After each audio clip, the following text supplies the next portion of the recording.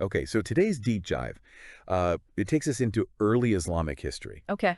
a time, full of these power shifts and, like religious kind of like ferment, Yeah, right? Like just everything's changing. And absolutely. we're looking at the second fitna, Right. which for listeners who don't know, that's a civil war in the Muslim world. Big one. Yeah, a big one Yeah. that really shook things up. Mhm. And we're looking at a guy, Abdullah ibn al-Zubayr, Yes. who really embodies this whole crazy time. He is, I mean, talk about a figure who often gets, kind of left out of the main narratives, Right. But looking at him, looking at how he stood up to the Umayyads, it tells you so much about what's going on under the surface. Yeah, and what I love about these deep dives is like you find these people who you've maybe heard of or maybe not, and suddenly you're like, this changes everything. Exactly. Like I'm Yeah. working with, these excerpts from this Wikipedia article, and I'm like, I need to know more about this guy. Oh, But okay, before we get into the rebellion and all that, paint a picture for us. Who sure. was this guy?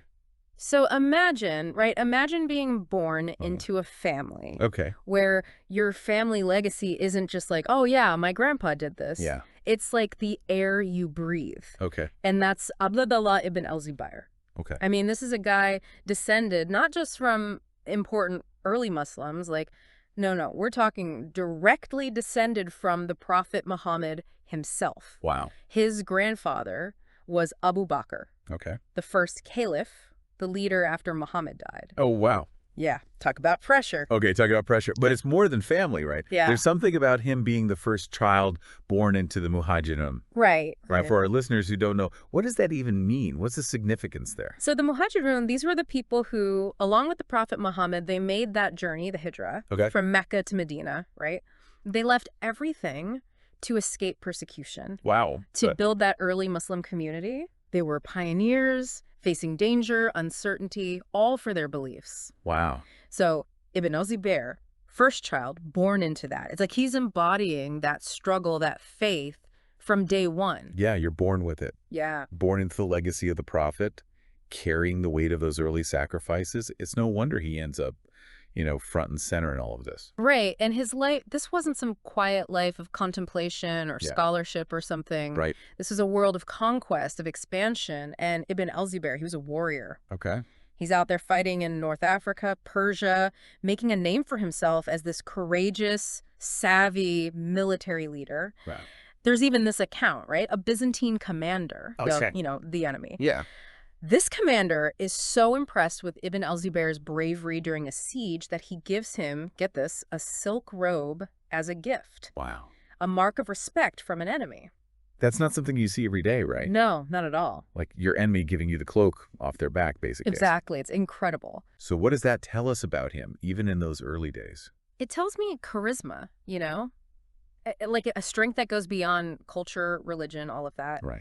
This is a man who commanded respect, even from the people trying to defeat him on the battlefield. Right. But these experiences, especially the first fitna, that civil war I mentioned earlier, Yeah. they had a profound impact on his views on leadership. And it set the stage for what's to come, his rebellion. So we've got a man of deep faith, incredibly important family, proven warrior, and that's when things get really interesting Oh, yeah. because that's when the Umayyads come into power. Yeah, the Umayyads, they really were a turning point. Hmm. I mean, before them, leadership, it was this open question, right? Yeah. Like debate, consensus, all that. Right. Like, how do we even do this whole leadership thing? Exactly. Yeah. But then the Umayyads show up, this powerful clan from the Quraysh tribe, Okay. and they flip the script. Yeah, it's like they took the caliphate, this incredibly important position, both religious and political, right? It's not just like being king, it's bigger than that. Way bigger. And they made it into something that, well, it fit a more traditional power structure. Yeah. It's like they said, okay, let's make this more like the kingdoms we're used to. Right, exactly. Interesting. They turn it into a dynasty, Wow. saying, leadership, this is going to be passed down through our family line, like kingship. Okay. So not just a power grab, but like a whole redefining of how this works. Exactly. And Yeah. that really challenged the core of how leadership was supposed to work in the Muslim community. It's like, wait, didn't we just go through this whole thing where it's not supposed to be about bloodlines? Exactly. It's a huge deal. And that's where Ibn al-Zubayr, he's not going to let that stand. He's like, I don't think so. All right. Exactly. So with his background, his family, his beliefs, He becomes this symbol of resistance against the Umayyads. He becomes the guy, the one everyone's looking to. And what I love is that it's not just that he disagrees, he's got this whole other vision. Oh, absolutely. Right, he's like, leadership, that shouldn't be inherited, it should be chosen. By the community. By the people. Right, and that idea, it resonated, especially with those who saw the Umayyad dynasty as, a betrayal of those early Islamic ideals. It's like they'd fought so hard to establish something different. Exactly, and now here comes this dynasty, like the ones they just left behind. Wow. Okay, so that brings us to his big stand and this choice of where to do it. The Kaaba. This is huge. Huge. This wasn't just strategic, it was a statement. Tell me everything. This is the Kaaba. We're talking about the holiest site in Islam.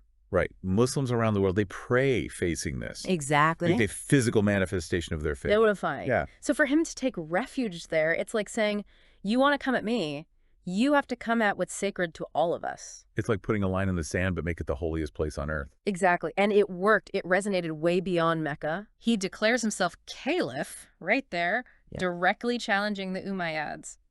Bold move. And here's the thing. A big chunk of the Muslim world, they recognized him. They're like, yeah, he's our guy. For almost a decade, there are 2 caliphates. 2? Wow. Okay, so how does he manage this? How does he hold on, especially from Mecca? Well, he had the people on his side, right? Yeah, they resented the Umayyads. It's a grab for power. And he makes this shrewd move. He starts issuing coins with his image on them. Ooh, okay, so we're talking like ancient PR move. Exactly. These aren't just coins, they're symbols of his legitimacy, circulating through the areas that support him. It's like, this is real, this is who we follow. Exactly, but, and this is a big but, I'm sensing a but. he was completely committed to staying Mecca. That's right, he never leaves. And yeah, it was a powerful symbol, showed his piety. Yeah, he's not going to compromise on that. But strategically, it limited him. He couldn't govern as effectively, couldn't expand his influence the same way. So he's got the spiritual authority, but he's stuck. In a way, yes. Wow, what a dilemma. It's wild, right? This like tug and pull between, I don't know, his faith and the reality of like actually being in charge. Yeah, it's a tough He could have gone out there, rallied more people, maybe even taken down the Umayyads. Who knows? It's possible. But Mecca, that was different. It held this spiritual weight he couldn't just leave behind. It's true. Okay, but what about, we talked about his brother, Musab, running things in Iraq. What's he up to during all this? So Musab, he was impressive in his own right. Okay. While Abdullah is holding on to Mecca, the symbolism of it all, Musab's out there making it real, Putting their vision into action. Exactly. And he was good at it, a skilled administrator, military strategist, kept things running smoothly. So it's like they were two sides of the same coin, right? Yeah, I like that. Abdullah, this grounded, faithful, almost symbolic leader, and then Musab out there getting things done. It makes you wonder what their conversations were like, Oh, totally. Did they argue, disagree, or was it all, hey, bro, we're doing this, Brotherly bond against the backdrop of, well, everything falling apart. Exactly. It's fascinating. And it makes you think, were they even on the same page? Could they have ever really reconciled those two approaches? Right. Because ultimately it did fall apart. Sadly. Yeah. What happened to Musab? Well, you could say he was a victim of his own success. How so? Those victories in Iraq, the influence he was gaining, it all made him a problem for the Umayyads. They couldn't just ignore him anymore. Exactly. They had to deal with him. Okay, so what happened? The Battle of Maskin, 691. Okay. Musab's forces against the Umayyad army. Oh, that doesn't sound good. He put up a good fight, but he was defeated, killed. So with Musab gone, that's it. The net's closing in on Ibn al-Zubayr. He's isolated in Mecca, still defiant, but now facing a much stronger enemy. And that's where al-Hajjaj comes in, right? Al-Hajjaj ibn Yusuf, yeah. This was not a guy to mess with. How did that vibe? Brilliant general, absolutely ruthless, completely committed to the Umayyad cause. So they send in the big guns. Exactly. No more playing around. This is serious. Okay, so al-Hajjaj lays siege to Mecca. And I'm just imagining this holy city, now a battleground. It's a powerful image. The stakes couldn't be higher. They couldn't. So this siege, what happens? Months. It dragged on for months. Oh, wow. Al-Hajjaj, he was known for his, let's say, unconventional tactics. Oh, no. What did he do? He catapulted stones at the Kaaba, damaged the building, trying to break Ibn al-Zubayr. That's I don't even know what to say to that. That's intense. It was a different time. Wow. And Ibn al-Zubayr. Died defending the city, never surrendered. Wow. Even when it was hopeless, his belief, his defiance, it never wavered. What a story. There are even stories about al-Hajjaj standing over Ibn al-Zubayr's body, saying he'd never met a braver, more eloquent man. Even in death, respect. That's wow. Well, it is. It's tragic, but it shows his conviction. He stayed true to himself, even when it cost him everything. It's kind of inspiring in a way, you know? It is. It reminds us that history, it's not just dates and names, it's about people. The choices they make, what they believe in, what they leave behind. And Ibn al-Zubayr, he might not be a household name, but man, his story. It opens a window into this really important moment, a clash of ideas, a fight for the soul of Islam, and this guy, he stared down an empire. That's what I love about these deep dives. We find these stories, and they make you think about faith, power, what it means to stay true. It's amazing how relevant it still feels, you know? Totally, because it's not just the past. It's us, our values, the Yeah. choices we make when we're faced with the same kind of crossroads. Exactly. Thanks for taking this deep dive with us.